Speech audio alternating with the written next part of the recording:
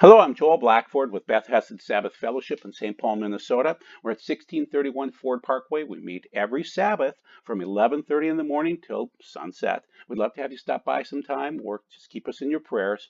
This is our third in our series of these videos, and if you haven't seen one or two, you will be lost in this, even though they are on their own, they stand on their own, and this is technically moving forward of Yeshua, and we've done some of the previous data prior to Yeshua's birth. But I'd like you to see one and two in this pattern before you see the third video because it won't make as much sense. Because we've already gone through things like the 6,000 year, the creation cycle, and then they rested on the seventh day, which is like a week, and we studied the week just a little bit. We're going to study it more later on.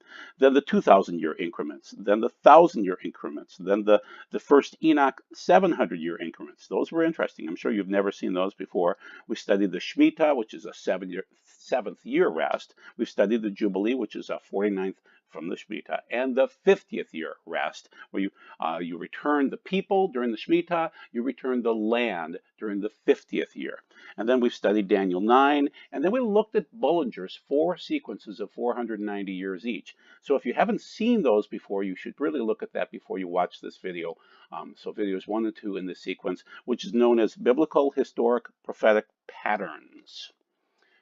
What we always want to start with is the focal point of this. This is what Newton studied, this is what Bullinger studied, which is the 70 weeks prophecy from Daniel 9.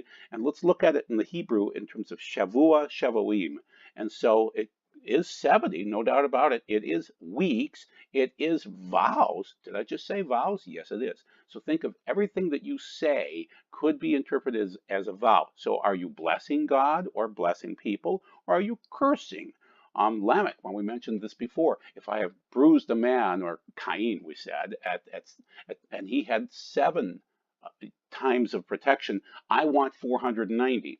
The disciples came to Yeshua and asked him how many times should they forgive, and he said 1, 2, 4, 10. No, he said 490. He had a reason for that, and Daniel cites it here too. So they're like weeks and vows. So 70 vows and 7 vows, which is 490, they're multiplied, have been decreed for you and your people and for your holy city for putting an end to the transgression. That's Pasha.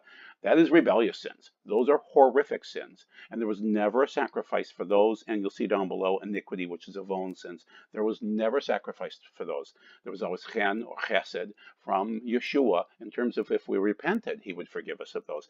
Chata, on the other hand, the regular sins, those are just ritual impurity. In most cases, Mary brought 2 doves to be sacrificed for the birth of Yeshua. She was ritually impure. She didn't really sin like you would normally think, but she was ritually impure. And we are ritually impure for many different reasons.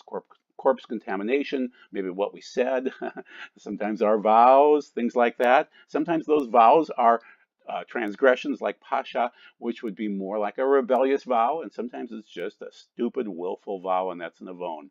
Chata is different. So all 3 of those are listed, and bringing an everlasting justice, for setting the seal on vision and prophetic, and for anointing the especially holy place. That's the core verse that helps us to move forward in these 490-year patterns going forward. But when do we start the count? I don't know. I started thinking about this. This is cool. What if there is a pattern going forward? Bollinger found these cool patterns before, and Missler found another one. I didn't cite much about that because Bollinger's are the best ones. And so does it start with 3 or 4 BC at the birth of Yeshua? Nope.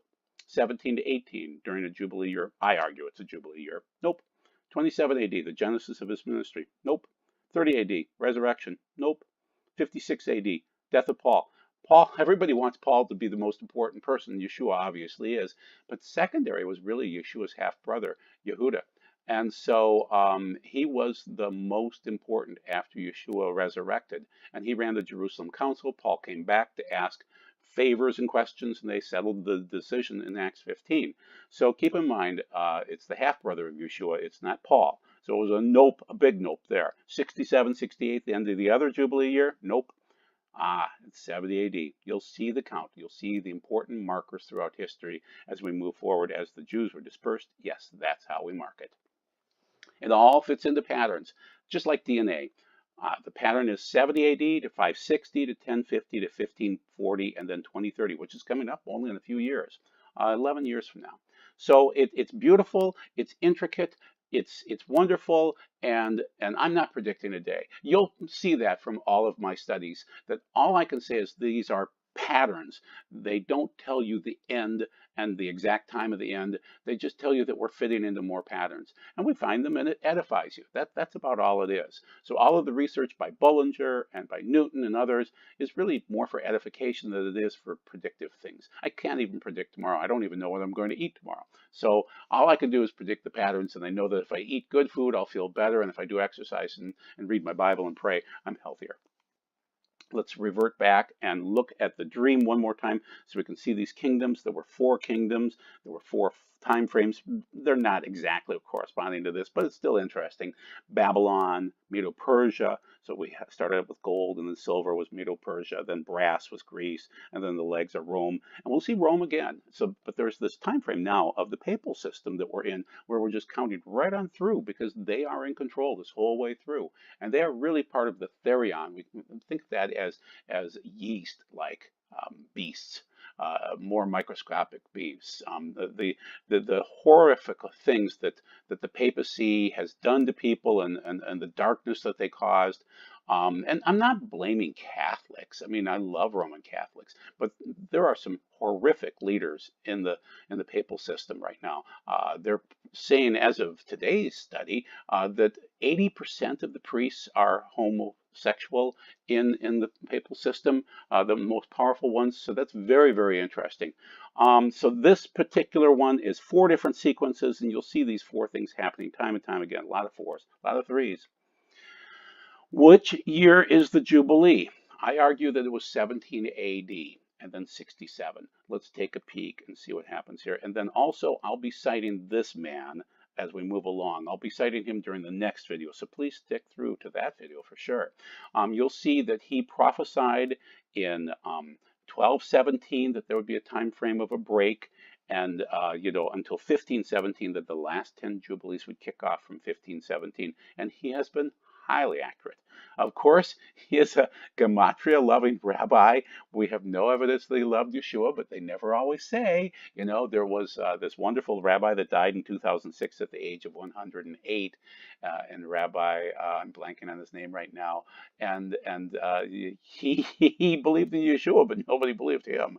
So this is Judah ben Samuel, and he had the prophecy, and so nothing happened in 2017 other than it's just an interesting part of the patterns. So we'll look at that later on. But I want to cite him real quick, just so you have a working knowledge of him. Then you'll see him in the next video. Okay, so let's look at 17 AD, a couple of things that occurred. We had a horrific earthquake around the 7 cities in Turkey that will be cited in Revelation 2 and 3.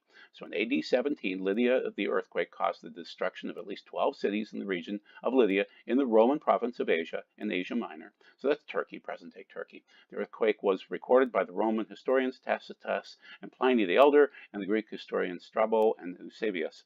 Pliny called it the greatest earthquake in human memory. The city of Sardis, one of those cities, the 7, and the former capital of the Lydian Empire, was the most affected, never completely recovered. So keep in mind, in each one of these cities, there were these huge temples to their gods. And we aren't supposed to build huge temples to our gods. We're supposed to worship the Lord together in assemblies. It's the people, it's not the building. So keep that in mind. And so this destroyed many of those buildings, which is very, very interesting in 17. And then that allowed the gospel to come in, after 30 AD. Here's the cities. And you can see where they are. There's Sardis right there. And you can see how it affected many of those cities nearby. It was a great earthquake. And it did destroy things and weaken some of these pagan temples. Very interesting. And then here it cites all the cities. And you can see Sardis right there. And you can see how close they were together in the pattern of it. And they were all near temples. So keep that in mind when you watch my Revelation series on chapter 2 and chapter 3. You'll see that they all had huge temples in each one to Diana and to the Roman gods and Greek gods and all sorts of silly things. Now, let's also look at 17 AD this way. Now, this is just my opinion, and you can throw it away if you want to, but I claim that Joseph, the father of Jesus, died in 17 AD. And if it was a Jubilee year, then everything reverted to him. So if Joseph should have been the king at that point in time, then the lands, the title, everything like that would revert to Yeshua at that point in time, based on Jubilee year rules set up in the Torah. So let's look at this list down below and you'll see all the names. And keep in mind, Andrew Gabriel Roth, down on the bottom there, you see that number 14. He found another name in there. So really, Yeshua is the 14th. It's 14, 14, 14. If you know Gematria at all, 14 is like saying David. So Dalet Vav Dalet is a 14. Although in Chronicles, there's a Yud in there, so he's a 24. But in most cases, he's a 14. And so it should be 14, 14, 14, because we just don't understand Aramaic. But if you want to study more from Andrew Gabriel Roth, he's a wonderful man. He's quite a scientist. And so he did find the 14th name. It's just the way Joseph is listed in there. It's rather confusing. So moving forward, if that's the case, then Yeshua would have many, many rights on these Jubilee years to redeem. And so does he? Well, in 2017, maybe something was redeemed, but we won't know it because it seems to be that God did redeem Israel and the land thereof, but we didn't see it in the natural. We saw it in the supernatural. So let's look at 66, 67, 68 during that time frame and see what's going on. We know that Jerusalem is going to fall soon. There are many signs. So this is from Josephus. Thus were the miserable people persuaded by these deceivers and such as belied God himself, while they did not attend nor give credit to the signs that were so evident and did not so plainly foretell their future desolation, but like men infatuated without either eyes to see or minds to consider, did not regard the denunciations that God made to them. Thus there was a star resembling a sword. It's a Ramphea. It's a huge sword, which stood over the city as a comet, that continued a whole year. That's amazing. It probably was Halley's Comet, but I don't know how it looked like that for a year. And continuing on with Josephus, this is Nisan that it occurred. And on the 9th hour of the night, a great light shone round the altar and the holy house, and it appeared that the bright daytime, I mean, it was so bright you thought it was daytime, the mid of the day, which lasted for half an hour, which is exactly the amount of time that it takes in Revelation 7 to have the prayers before we go into the bowl of the trumpet judgments. We end the seals. A heifer, as she was led by the high priest to be sacrificed, brought forth a lamb, a baby, a calf, in the midst of the temple, eastern gate, gate of the inner court of the temple, which was of brass and vastly heavy, had been with difficulty shut by 20 men, and rested upon a basis armed with iron, and had bolts fastened very deep into the firm floor, which was there made of one entire stone. It was seen to be opened of its own accord about the 6th hour of the night, and they knew. So the priest looked at that door opening of its own accord, and he said, oh, that's quoting Zechariah 11:1, which is, open thy doors, O Lebanon, that fire may devour thy cedars. And he knew the temple was going to burn. So all of these signs were going on during this Jubilee time frame, and that the temple would be destroyed by 70 AD, and the count would start in 70 AD. And continuing on with Josephus, those that saw it before the sun setting, chariots and troops of soldiers in their armor were seen running about among the clouds and surrounding the cities. Moreover, at that feast, which they call Pentecost, that's summertime, as the priests were going by night into the inner court of the temple, as was their custom, to perform their sacred ministrations, they said that in the first place they felt a quaking and heard a loud, great noise, and after that they heard a sound as of a great multitude saying, let us remove hence. One Yeshua, this is another prophet, not Yeshua our Savior, he's just a prophet, the son of Ananas, a voice from the east, a voice from the west, a voice from the four winds, a voice against Jerusalem and the holy house, a voice against the bridegrooms and the brides, and a voice against the whole people. And so he wandered around day after day after day, saying, oh, woe, woe, woe, woe, woe. And then finally, and he said, woe to the city, woe to the people, woe, woe, woe, woe, woe. Then at the end, he said, woe to myself also. And the Romans shot out a stone from one of their devices, and it pelted him and killed him, just as he said those words. So it's very interesting how there was another Jesus at the end that popped up and prophesied. So let's look one more time at all the numbers that we're looking at, and then let's boil it down. Okay, the Shemitahs every 7 years, the Jubilees every 50 years. So I'm saying 1767. I'm saying 1217 based on Judah ben Samuel, 1517 based on his prophecy, 1917, 1967, 2017. Okay, 70 times 7 judgment time frames, AD 70 temple. Then one of the soldiers, without waiting any orders and without no dread, of so momentous a deed, but urged on by some supernatural force, snatched a blazing piece of wood, and climbing on one another soldier's back, hurled the flaming brand through a low golden window that gave access on the north side to the rooms that surrounded the sanctuary. As the flames shot up, the Jews let out a shout of dismay that matched the tragedy. They flocked to the rescue, with no thought of sparing their lives or husbanding their strength, for the sacred structure that they had constantly guarded with such devotion was vanishing before their very eyes. And that's Josephus again. So the bottom line is, it sets it up in 67, but then 70 is the demarcation time frame. When it burns, that's when the count starts. This is what it looked like. Bullinger had to add and subtract, but now we can just go running time going forward from 70 AD. So 70 AD plus 490 gets us to 560. We've already studied what happened at 70 AD, but let's talk just a little bit more about it. The siege of Jerusalem, the fall of Jerusalem, was a pivotal moment in the First Jewish-Roman War. It resulted in the destruction of the ancient Temple of Solomon and much of the surrounding city by a fire started by the Roman army under the command of the future Emperor Titus. That's from Britannica. Titus and the Roman army destroyed Jerusalem, killed over 1 million Jews, took about 100,000 into slavery and captivity, and scattered many from Palestine to other locations in the Roman Empire. It was horrific. Now we're dealing with a gap, and this is cited by Rabbi Menachem Cohen in his book Prophecies in the Era of Muslim Terrorism. Israel is that exception. It is a country that once was exceedingly fertile. It was the land of milk and honey, and subsequently was deprived of rain for the better part of 1,800 years, beginning from 78 CE and continuing until the beginnings of the 20th century for nearly every single one of those 660,000 days. I argue it's 666,000 days, but either way, it still works. Virtually no rain and no food for 1,800 years. This is a totally unexplainable and totally incredible phenomenon.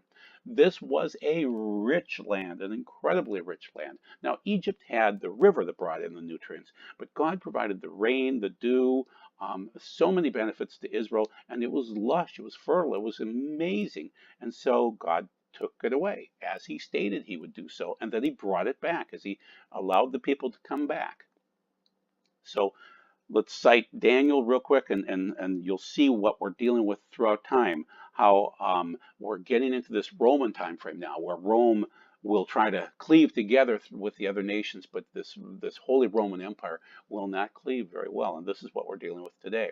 As the Pope within the last week here was trying to get the Muslims to come in with him and worship together as one universal religion. And as the toes of the feet were part of iron and part of clay, and the kingdom shall be partly strong and partly broken, and whereas thou sawest iron mixed with miry clay, they shall mingle themselves with the seed of men, but they shall not cleave one to another, even as iron is not mixed with clay. So what you'll notice throughout this Roman Empire as they destroy the temple, and as we move forward the next 2,000 years, because it has been this Rome morphed into the Republic of the Church, and then so we basically have a national church since then. And Rome is a dome, according to the Jewish rabbis, but Rome is a problem in terms of it has mixed the faith together with, it's like iron and clay, it just doesn't mix together with all the pagan religions. Now we're moving forward to 560, and the last Roman emperor, that is Justinian I. He set up the Justinian Code. So he was he was alive rather, from 482 to 565. He ruled the Roman Empire from its capital in Constantinople, which was, along with his wife, Empress Theodora, one of the most scandalous monarchs in history. During his reign, Justinian oversaw the construction of the Hagia Sophia. Okay, so that would be the holy house of the goddess. Oh, that's exciting. Okay, the goddess of wisdom. And so this man is a professing Christian, so to speak, but he builds holy houses to the goddess of wisdom. Go figure. One of the wonders of the ancient world, he strove to maintain Rome's territories, yet despite the heights reached under his rule, the time was one of the revolts, intrigues, and brutality to his subjects. And we'll figure out why in just a minute here.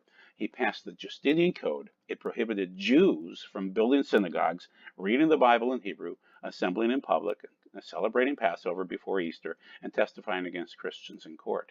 And it continues on.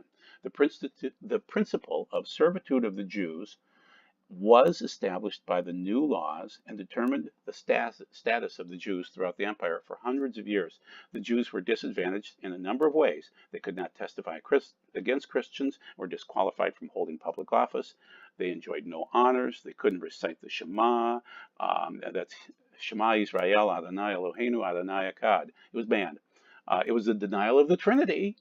That's where he was going with this. A Jew who converted to Christianity was entitled to inherit his or his father's estate, but the Jews could not pass it along from Jew to Jew. So he hated Jews.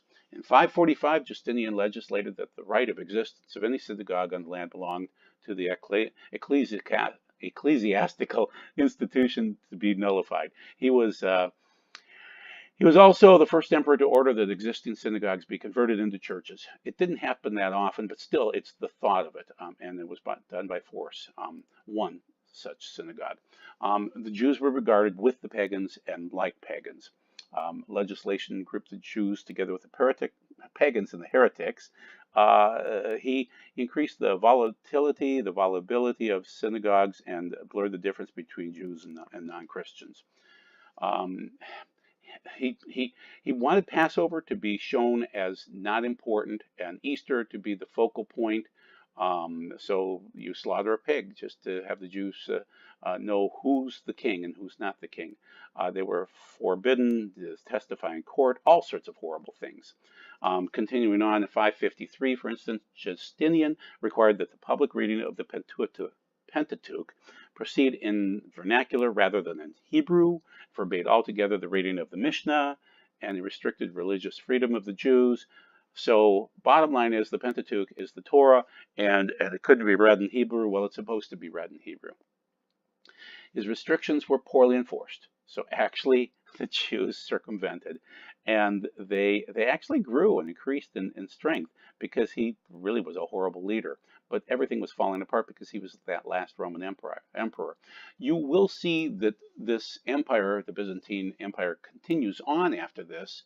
Rome had already fallen, basically, and so he continues on in this area of Turkey. But then at some point in time, it will fall, and we'll show you that. And here is the walls of Constantinople in Turkey, and this shows it prior to 1453 when it fell. So in 1453, it had fallen apart, so Constantinople was underpopulated and dilapidated. The population of the city had collapsed. It was a cluster of villages. They knew that the Ottomans were coming in to kill them. So on April 2nd, 1453, which is Passover, so the anti-Semitic Justinian won.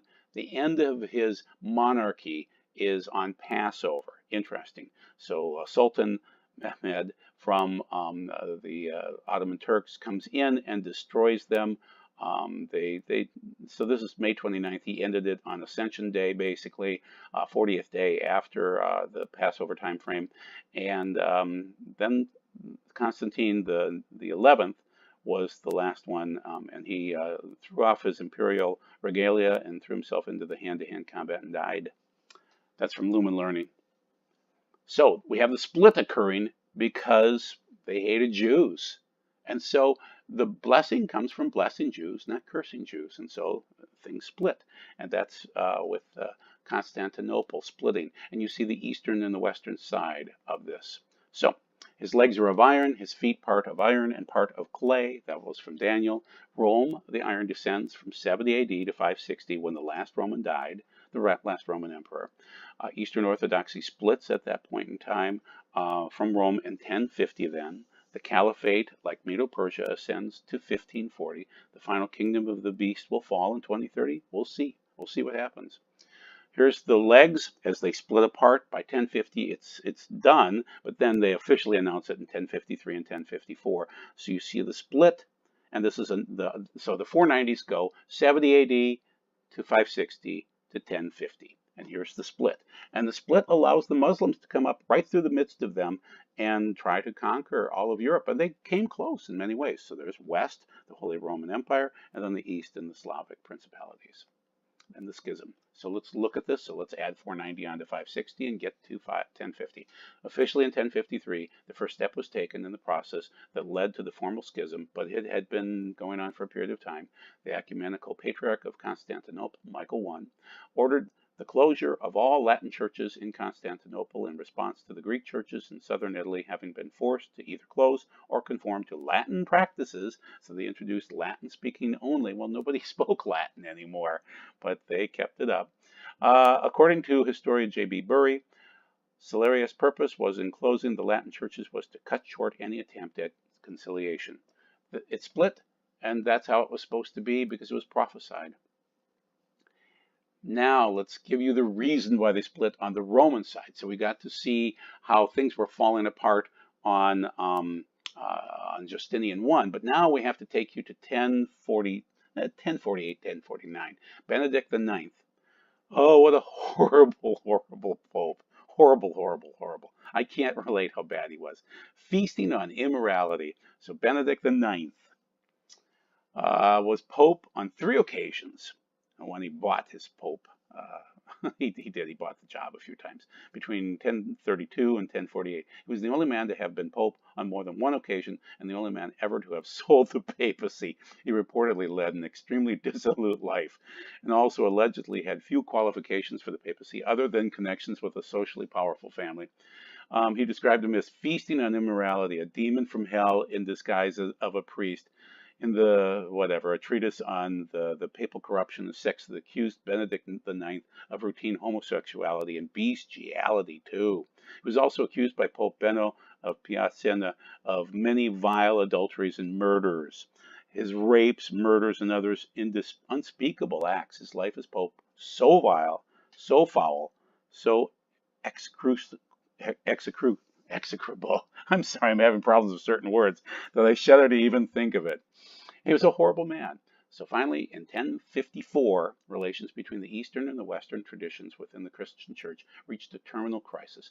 The papal legate sent by Leo IX traveled to Constantinople for purposes that included refusing the title of ecumenical patriarch to Cerularius and insisted that he recognized the Pope's claim to be the head of all the churches. The main purpose of the papal legation was to seek help from the Byzantine emperor in view of the Norman conquest of southern Italy. So remember, the barbarians are always at the gate, and to deal with recent attacks by Leo of Ohrid against the use of unleavened bread and other Western customs, attacks that had the support of this man. That's from Lumen Learning again.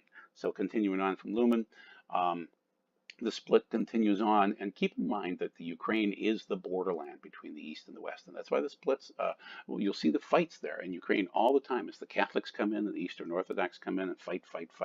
They're not going to get back together again until the Messiah returns. So Axel Bayer, a historian, contends that the legation was sent in response to 2 letters, one from the emperor seeking assistance in arranging a common military campaign by the Eastern and Western empires against the Normans, and the other from Celerius and from Cerularius, to accept the demand. The leader of the legation, Cardinal Humbert of Silva Candida, excommunicated him in return. So another excommunication from the other side. And this is centuries long, this process that eventually became a complete schism. But it seems like the Daniel dream, the 2 legs as they split. So we're kind of going in reverse as we move forward through the last 2,000 years. The schism, again, the separation was culminated in a formal declaration of institutional separation between the East into the Orthodox Church, now the Eastern Orthodox Church, and the West, which is the Roman Catholic Church. This was known as the East-West Schism.